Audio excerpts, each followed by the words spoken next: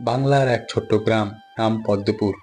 চারিদিকে সবুজ ধান ক্ষেত, মাঝখানে একটা পুকুর, আর তার পাড় ঘেঁষে দাঁড়িয়ে আছে একটা পুরনো বটগাছ। সেখানেই প্রতিদিন সন্ধ্যা গড়িয়ে এলে গ্রামের ছোট ছোট ছেলেমেয়েরা জড়ো হয়, গল্প করে, খেলাধুলা করে, এমনকি বড়রাও সেখানে গিয়ে গল্প করতে থাকে। সেই গ্রামের একটা ছেলে ছিল, নাম রাজু। চঞ্চল, কৌতূহলী আর অনেক দুষ্টু। সবার বাড়ি গিয়ে চালাতুন করে বেড়াতো। কিন্তু তার একটা গুণ ছিল, সে খুব গল্প শুনতে ভালোবাসত।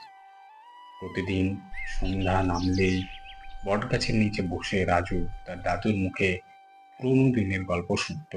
একদিন দাদু গল্পতে বলেন, পুকুরের তলায় এক সময় একটা সোনার কলস পাওয়া গেছিল। অনেক বছর আগে গ্রামের কোন জেলে নাকি মাছ ধরতে গিয়ে সেটা পায়। এত সোনা এখন নিয়ে যাওয়া ঠিক হবে না, এখন লুকিয়ে রাখি, কাল ভোরে এসে নিয়ে যাব। কিন্তু ভোর হওয়ার আগে সেই কলস চুরি হয়ে যায়। কেউ বলে বটগাছের পেতনির কাজ, কেউ বলে তান্ত্রিক এসে নিয়ে গেছে। রাজু সেই গল্প শুনে মনে মনে ভাবতে থাকে। সে ঠিক করলো সে নিজে গিয়ে খুঁজে বের করবে সেই কলস। পরদিন ভোরে সে একা গিয়ে পুকুরে নামলো। অনেক খুঁজেও যখন কিছু পেল না, তখন একটু ক্লান্ত হয়ে বসে পড়লো বটগাছের নিচে।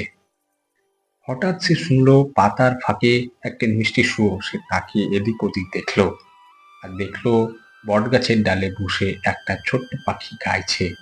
রাজু চুপচাপ শুনলো, বুঝলো এই পাখি প্রকৃত সোনা। সে হাসলো আর মনে মনে বলল, সোনার কলস না পায় তাতে কি, এমন সুন্দর গল্প বলা দাদু আর গান তো আমার সাথেই আছে। আমাদের এই চ্যানেলটিকে সাবস্ক্রাইব করে বেল আইকন টিপে আমাদের পাশে থাকেন।